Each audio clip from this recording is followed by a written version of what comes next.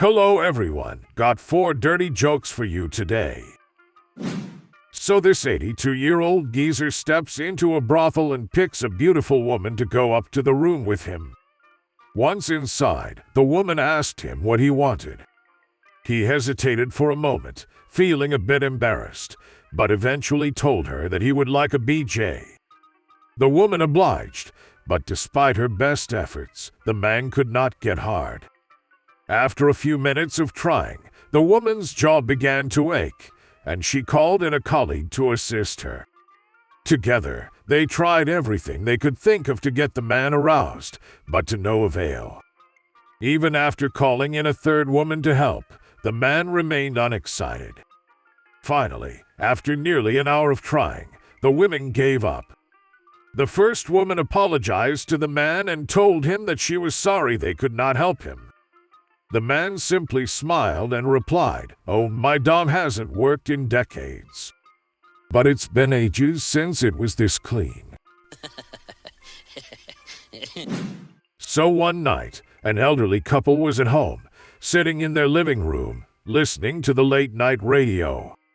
The husband was feeling unwell, while the wife was struggling with arthritis, which caused her constant pain. As they sat there, hoping for a miracle cure, a divine preacher's voice suddenly filled the airwaves. "Ladies and gentlemen out there in Radioland," the preacher proclaimed, "if you have any afflictions, any at all, I can heal the sick through the radio. Just put one hand on the radio and the other hand on your afflictions, and I will heal you through prayer." The wife's ears perked up at the sound of the preacher's promise.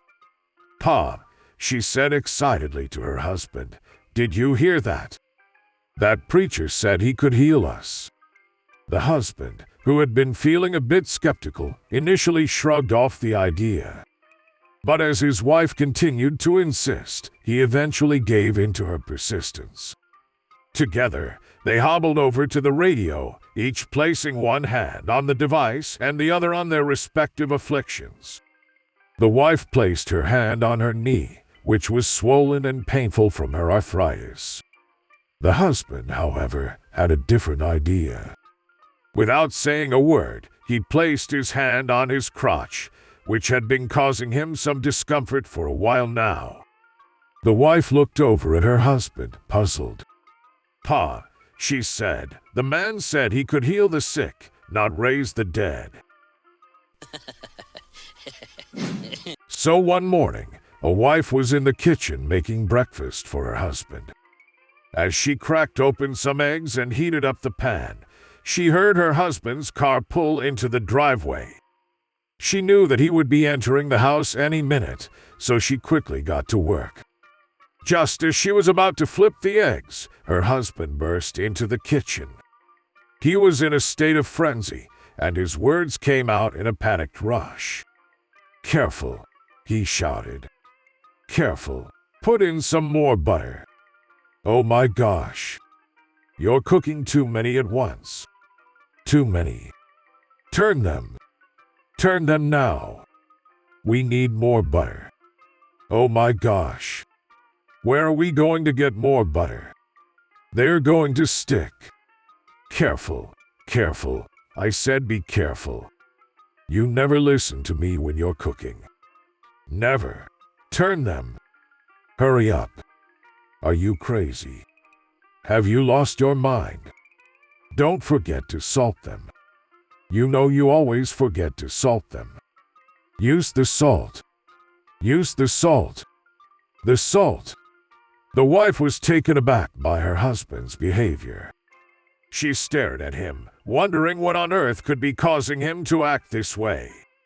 She couldn't understand why he was so worked up over a few eggs. "What in the world is wrong with you?" she exclaimed. "You think I don't know how to fry a couple of eggs?" But her husband just calmly replied, "I just wanted to show you what it feels like when I'm driving." So once upon a time, a young man from the city decided to take a trip out west to explore the country. During his travels, he came across a small Native American village nestled in a valley. He had never seen anything like it before and was fascinated by the culture and traditions of the tribe. As he wandered through the village, he came across a young Native American woman who smiled at him and struck up a conversation. She told him stories of her people and their way of life, and he found himself captivated by her words. After a while, she suggested that he should visit the chief, who was known to have the greatest memory in the world. The young man was intrigued and decided to take her advice. He made his way to the chief's hut and was greeted by an old man with wise eyes and a kind smile. The chief welcomed him and offered him a seat by the fire.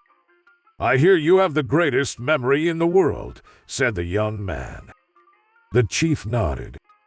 "That is true. I remember every detail of my life, from the day I was born to this very moment." The young man was skeptical. "Prove it," he said. The chief thought for a moment before replying. "On April 27, th. 1959, I had 2 eggs for breakfast." The young man was stunned. He had not expected the chief to remember such a specific detail from so many years ago. Satisfied, the young man said goodbye to the chief and continued on his journey. But he never forgot about the chief and his incredible memory. 20 years later, the young man found himself back in the same part of the country and decided to visit the village once again. To his amazement, the chief was still alive and well. The young man approached the chief and raised his hand in greeting. "How?" he said. The chief looked at him for a moment before replying with a smile. "Fried. I like them fried."